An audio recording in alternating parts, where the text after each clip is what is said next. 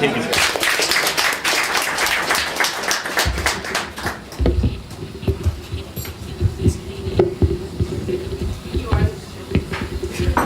I am the projector. All right. This thing is clearly not designed for my head because it's so gigantic. Okay. Let's see. Yeah. All right, let me take a sip of these performance-enhancing drugs first. It's caffeine. Don't call the producer. Okay, so my name is Ara. I'm a game designer. And today I'm going to talk about intuition and expectations. Now, Corey might have told you guys that I'm going to talk about a bunch of different things, and I had like 3 mini talks prepared, but then I totally changed my mind, and now I have one regular size talk prepared. Yeah, let's do that. Okay, cool. So I'll do this. Okay. Okay, so what I want to start with is to present you guys with 2 mystery GUIs, right? And on the left-hand side, we have a windowing system that has the save button on the right-hand side and the cancel button on the left-hand side. And on the right side, right, we have mystery GUI B that has the exact same buttons normally flipped, right?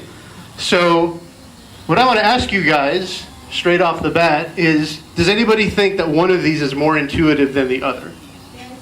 Yes? Which one? This one's more intuitive? They both say save and cancel. I'm going to go on the right. Okay, this one? Yeah. Okay, why do you think it's more intuitive? Generally, it says in that order, save and then cancel, not cancel and then save. Okay, maybe. Does anybody have a dissenting opinion? Isn't one of those windows one of those Macs, so the... Oh. Ooh, maybe. We're going to find out real soon. The save is in the corner. So that's the most common operation, put it in the corner, which is easiest to find. Right, okay, so you can make a compelling argument either way, right? And it just so turns out that the one on the left is the Mac GUI standard, and the one on the right is the Windows GUI standard, right? I'm not a Mac user. And So here's another example. Here's 2 keyboard layouts, right? On the left-hand side, we have QWERTY, and on the right-hand side, we have something called Dvorak. Okay, next. Okay, well, actually, before we get to next, does anybody think one of these is more intuitive than the other? Okay, I'll take no for an answer. Okay, well, this is a really interesting situation we have here because these 2 different keyboard layouts, right, let's compare them for a second. So, QWERTY is 140 years old, right? Dvorak is actually 80 years old. Now, pretty much everybody knows how to use QWERTY. 5 people use Dvorak. Does anybody here use Dvorak at all? See, I'll stand by my claim of 5 people. Okay. So the funny thing about QWERTY is that keyboard arrangement, right, because it's 140 years old, was designed to keep your machinery from jamming when you were typing on a mechanical typewriter. Because machinery back in those days, right, if you typed too fast or if you hit 2 keys in succession too quickly, then they would hit each other because they'd have to travel across space and hit the thing, and you didn't want to do that. That's really bad, right?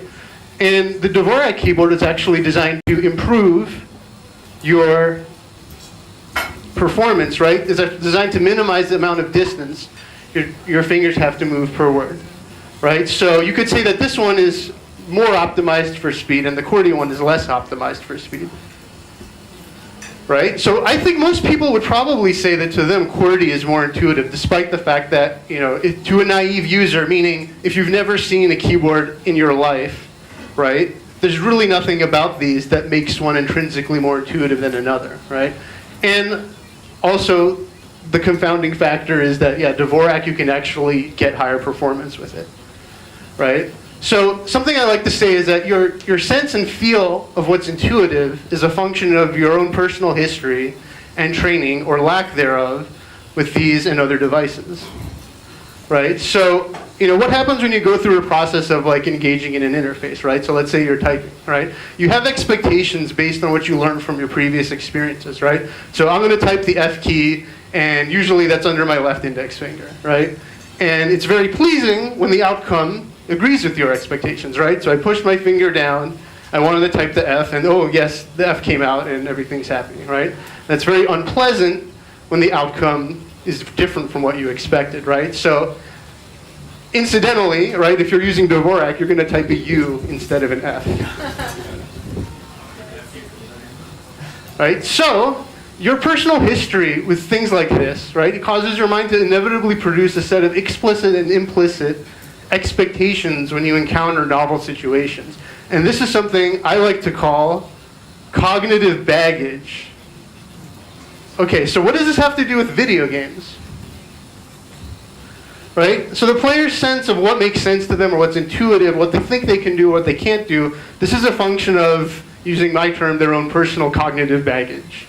Right? You bring this baggage with you to every game you ever play. And when the game is cooperative and plays nice with your baggage, then you say the game's intuitive or it's very playable.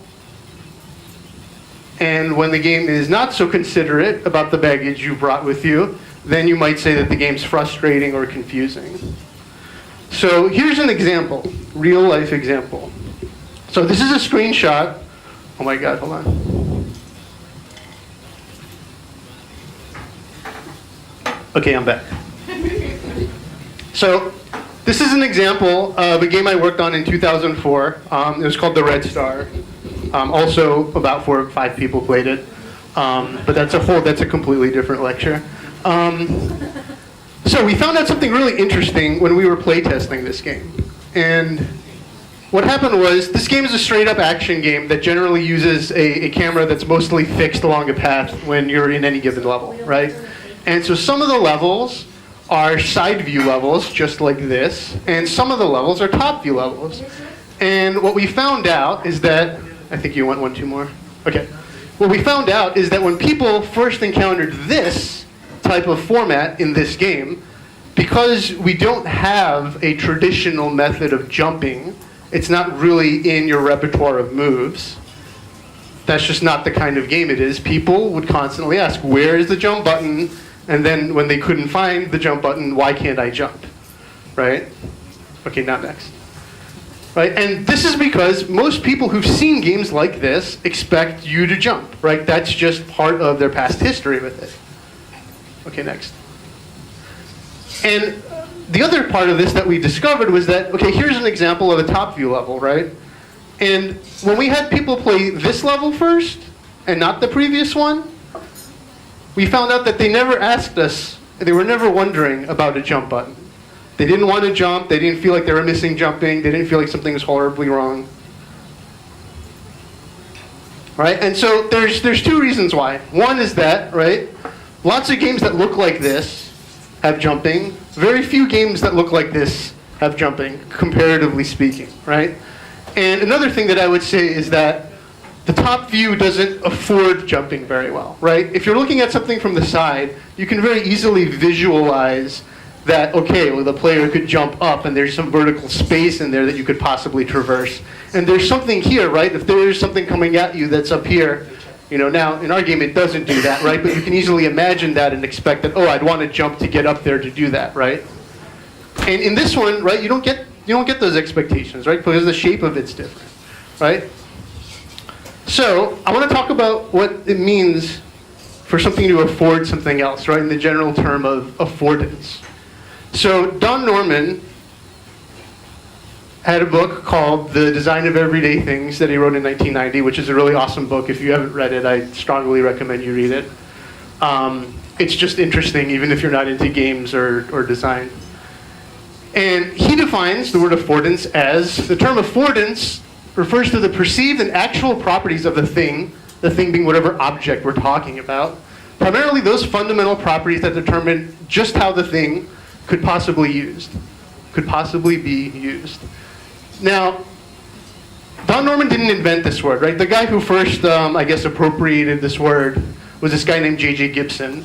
in 1997, right? And J.J. Gibson's definition was more about just strict affordance. In other words, like, you know, can something do something, whether you realize it or not? That's what affordance is. I'll explain it in a little more detail in a second, right? But Don Norman was mostly concerned about the perceived aspect of affordance. So we'll get into that right now. Right, so here's a chair, right? So what do you guys think might be some affordances of this folding chair? Anybody? Sitting. Sitting, okay. It folds. How about it folds, okay. Can you think of one more? You can hit a wrestler with it. Okay, who told you?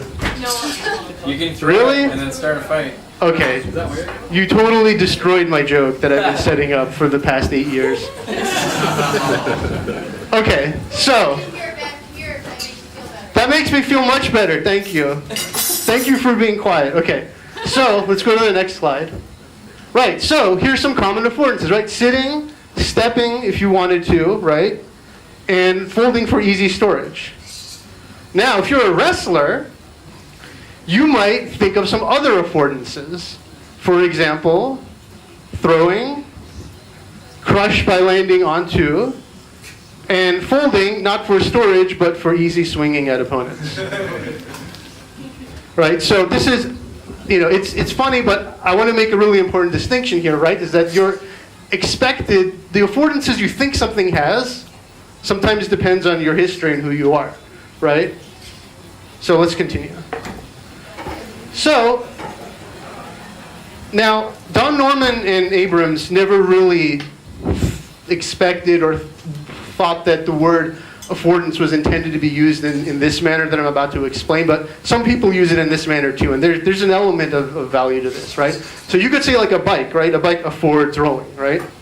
Well, if a bike had square wheels, then you say it does not afford rolling at all, right? But there's also a sense that, okay, well, you know, if for some reason you had strange polygonal wheels, and you can ignore that, like this was actually from something where someone did the math and actually computed that it's smooth, but let's pretend someone didn't think that hard, right? And there's just polygons on your wheels, right? If somebody did that, well, strictly speaking, right, Gibson would say this still affords rolling, right? But you could also say, well, it does, but not as good as that one, right? And certainly better than that one. Okay, so moving on, right? I'm going to talk about what's the difference between perceived and actual affordance, right? So here's an example. Here's some sink drawers, right? So the stuff that's actually we're concerned about are these 3 drawers here. And so perceived affordance means that, well, okay, I see this drawer, it has a handle, so I can pull on it, right? But actually, in this situation, that's not the case. You went too fast. Okay. So, what's the actual affordances, right? Well, for the drawers on the sides, yes, the drawers afford pulling. But for the one in the middle, oh, it's a terrible trick. It does nothing. It's not actually a drawer. It just looks exactly like one, right? Because the sink is there. So you could say that the perceived affordance of the guy in the middle is pulling, but the actual affordance is nothing, or it's, if you're strong enough, it's pulling the whole thing apart with your bare hands. Okay, next slide. Okay, so here's another example, here's another comparison between perceived and actual affordances, right? So with these original sink drawers we were talking about, right? There's more perceived affordances than actual affordances, right? But if you look at maybe something that's better designed, right? Here's a sink drawer that's just about as old as the other one, right? But instead of making the center plate, right, look like something you can pull on, they just have this relief design on it that looks kind of cool, right? And nobody would ever think that a relief design affords pulling, right? And so in this example, the actual affordances are the same as the ones that we would typically perceive. So let's compare this to what happened on the Red Star, right? Well, when we show people the first time playing side view, there was a perceived affordance of jumping, but there was not an actual affordance of jumping, right? And similarly, again, if they played in top view, well, they didn't get any perceived affordance of jumping. And of course, there isn't an actual affordance of jumping either. So if we had made this game again, right, like we should have really started off with this and then showed them something like that. Okay, next. Okay, so now I'm going to talk about how does all this relate to something called natural mappings, right? Because a lot of people, when they talk about interface design, when they talk about anything, whether it's a menu or a game or what have you, right, they talk about natural mappings, right? So you will understand the meaning of this by the time we get to the end of this talk, right? So the big guy is cognitive baggage and the little guy is natural mapping. So let's continue, right? So our best friend Don Norman says, mapping is a technical term, meaning the relationship between two things, in this case, between the controls and their movements and the results in the world, right? So pretty simple, right? So moving along, right? So in Super Mario Brothers, the right button maps to Mario moving right, and the left button maps to Mario moving left, right? Pretty straightforward. Okay, so what does it mean if a mapping is natural, right? Now, Norman recognized or identified 4 general categories of characteristics of natural mappings. So let's go through these, right? The first one, he says, is they may utilize physical or spatial analogies. Well, what does that mean? Well, here I present to you a stovetop, right? So suppose you wanted to turn this burner on, right? Which knob would you turn? Anybody? This one? Yeah? How do you know it's this one? You assume. But why do you think it's this one? Well, it is closer to the right one, right? Yeah, exactly, right? So the knobs are in the exact same spatial configuration as the burners, right? So that's what makes this mapping natural. So here's another example. Okay, now how do you turn this one on? Nobody knows. It's called play the game of find out what maps to what. This is a very bad game. Okay, so moving on. So there's another aspect of this, right? Norman also says that natural mappings may use what he calls cultural standards. So what do we mean by that? Okay, here's a knob. What if I asked you, how do you turn up the volume knob? Turn it to the right? Okay, so what does that mean, turn it to the right? Clockwise. Clockwise? How do you know it's clockwise? Say again? That's how it's always been, yes. So, that was really obvious to you, but back in 1991, right, these scientists did a bunch of research, and they did research on population stereotypes, right? And it's pretty obvious, but now there's actual science to back this up, right? They found out that, at least with people in 1991 in the United States, out of the people they surveyed, right, they found the clockwise rotation of a rotary selector with a digital display is associated with increased values, which basically means, yeah, pretty much everyone expects it to go up when you turn clockwise, right? So this is an example of a cultural standard. Moving on, right? So here's some other cultural standards, right? Which knob is the cold knob? Right.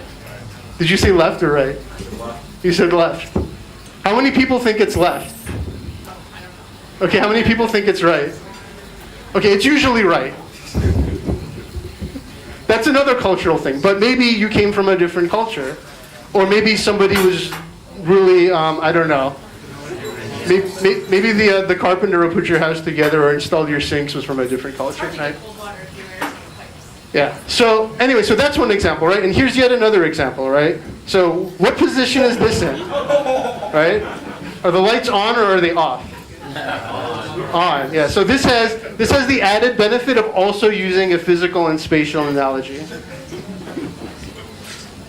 Okay, so moving on, right? The third one that Norman identifies is that they may use biological aspects. Now this is kind of a little subtle and esoteric. It doesn't come up as much, right? But the way that Don Norman explained in his book is that, for example, well, things that are louder naturally map to more because of some kind of apparent biological reason. But that doesn't mean that like everything biological that can be more or less naturally maps to more, right? Like we don't think that higher pitch maps to more, right? But we do think that louder noises map to more easily, right? Map to more of whatever other thing you're thinking of, right? Another aspect of this is there's this guy named Christopher Wickens, and in 1984, he did a bunch of usability research on aircraft pilots, right? And one thing he found was that when tactile response was required from the hand at the same side of the user where the visual stimulus was offered, meaning that the brain processes were confined to one hemisphere, both response time and error rate showed better performance. So I wasn't actually able to find the original research on this, so I'm thinking that probably the difference is pretty small, even though it's measurable, but that's another way of using a biological aspect, however subtle it may be. Okay, next one. So the last one that Norman identifies is he says that they may utilize principles of perception, right? And an example of this is to place items that are related by function close together. And so one good example is, for example, here's the center console of a 2007 Volkswagen EOS, right? So, right, so there's some aspects of this that are very naturally mapped. For example, right, the buttons that are related to manipulating, right, the disk slot are right next to it, as they normally are, right? These on-screen buttons are adjacent to their labels, right? All the upper controls, this whole box, right? Everything there, all of the functions there are confined to stuff related to this top up there that have to do with the screen or the radio or what have you, right? All the vent operations are grouped together, right? They're not like all over the place, right? All the controls regarding vents and which one to turn on and off are right here, right? And they don't do this all the way, right? It kind of falls apart at the bottom here, right? So with these dials, for example, well, you know, in some aspects, it's a natural map because we got all of the defrost controls together, and then we got all the fan controls together, right? But then now it gets a little confounded because these dials are about the left and right sides of the temperature, and then these have nothing to do with temperature. They also have to do with the strength of the fan, basically. Right, so it kind of breaks down there. But that's what he means by that sort of thing. So moving on. Okay, so let's map Norman's list to that keyboard example we were talking about at the beginning. So there's his list. So let's look at the first one, right? Well, if we were designing an interface, right, for a keyboard, we don't really have a physical or a spatial map to correspond to. I mean, we have the alphabetical order, right? Now it's spatial, I guess, in a way. It's kind of like a logical map. We'll get back to that in a second, right? Now, cultural standards-wise, right, our culture is trained to use QWERTY like pretty much exclusively.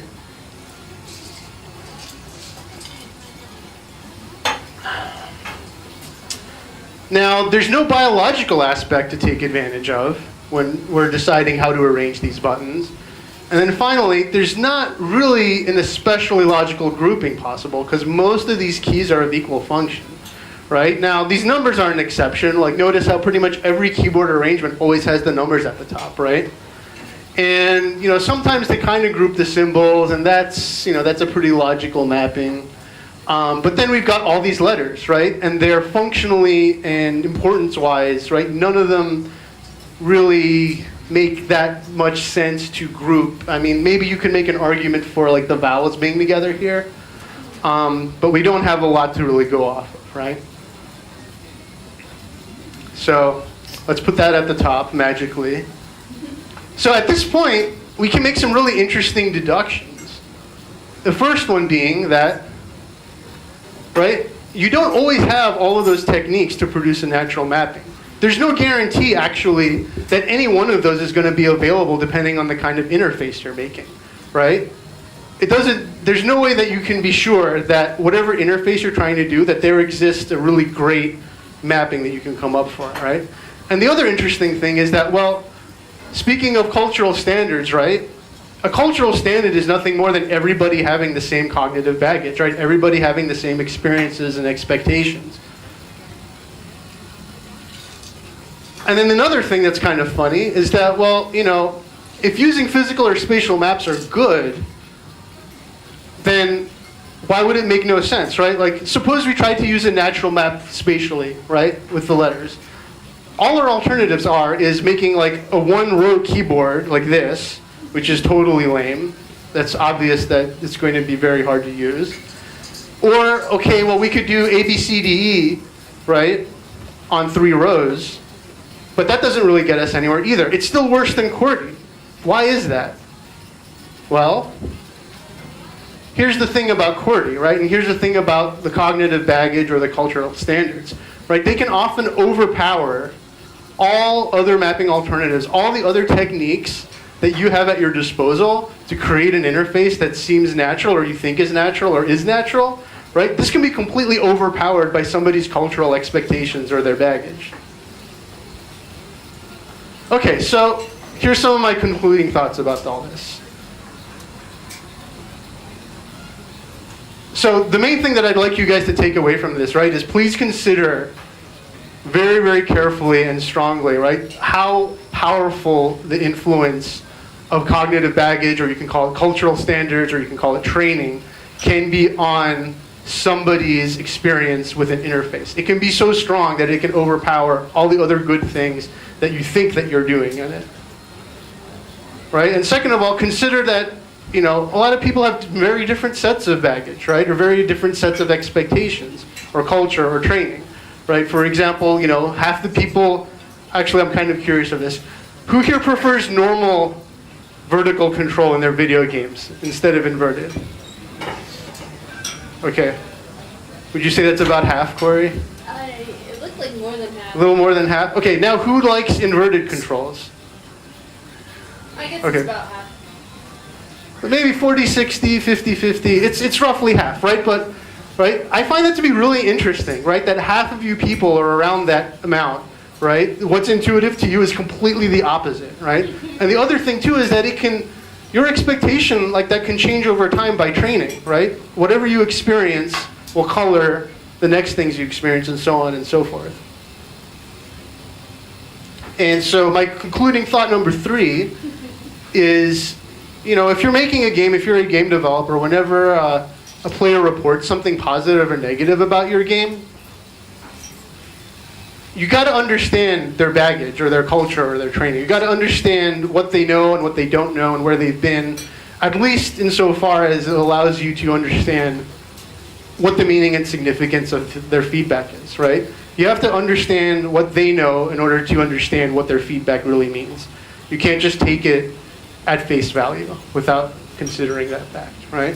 And then the other thing, the very last thing I want to leave you guys with is something that, I don't know, I kind of find this to be interesting. I don't really know what to conclude about it either way right now. But, right, consider that with every game that we're making, right, every new game that comes out, every new game that's developed, we're inexorably reinforcing or nudging or fighting the current cultural standard of whatever group you're considering, right? I mean, consider what happened with QWERTY, right? QWERTY is a horrible layout to use. There's no reason why we should be using this layout, but everyone's using it, and that's the only reason, right? But it's a strong enough reason for at least the time being, unless there's some kind of like typing speed federal initiative or something, right? And so we're kind of like, every one of us who's making games is kind of like nudging the direction of what people expect games to be in some kind of infinitesimal way. And so we're kind of like, it's interesting, we're steering the game industry into this direction that not one person really knows where it's going, right? And so I just want to leave you guys to think about that. And maybe you can think of some more implications that I didn't. Well, that's pretty much it. So any questions? Yes? When you're designing a UI, is this something you want to think about and keep in mind, or do you want to go with your gut instinct and use your own baggage instead? Well, it depends, I think, on what it is you're making, right? I mean, sometimes you want to have something that fights against the cultural standard. You know, I would say for the most part, if you're doing something conventional, right, you generally want to take very careful stock of what the current culture is of your audience, right? Find out who your audience is, and then make sure that at least culturally your product jibes with what they expect. If that's the experience you want them to have, which depending on what kind of product or game you're making may or may not be. Does that answer the question? Yeah. Concerning switching baggage, if I was to give you millions of dollars to switch the US to the metric system, how would you handle that? I would take the $1 million and leave town. You shouldn't give me that much money. How do you force a change or force people to go against what they're used to? Well, that's an interesting question. How do you force people to do something, right? I mean, you could say that you can't really, no matter what you do, right? I mean, there's so many things where people have tried to force populations to do things by spending insane amount of resources and have failed, right? So, I mean, ultimately, this kind of like, this nudging and steering of our, you know, of how we interact with games and what we expect from games, you know, maybe nobody can do anything about it, you know? Maybe it's just going in some direction that, you know, we have no direct control of, you know? Because I would say, like, I don't know. How do you force them? I don't think there might be a I have way. an answer.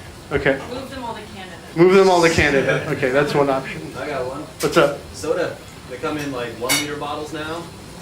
Okay. That's not all the metric system. I know, that's an important step though, I think. We can Like, recognize okay, it. like if World of Warcraft switched to metric system. Okay, yeah, that would work Okay. too. And any non-metric related questions?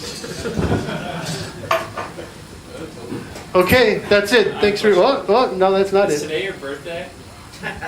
Why, yes, it is my birthday. Should we all sing happy birthday to you? right now? Yeah. I won't fight it if you... They don't want to sing happy birthday. And a 1, and a 2, and a 3. Happy birthday to you. Happy birthday to you. Happy birthday, dear Ara. Happy birthday to you. Yeah.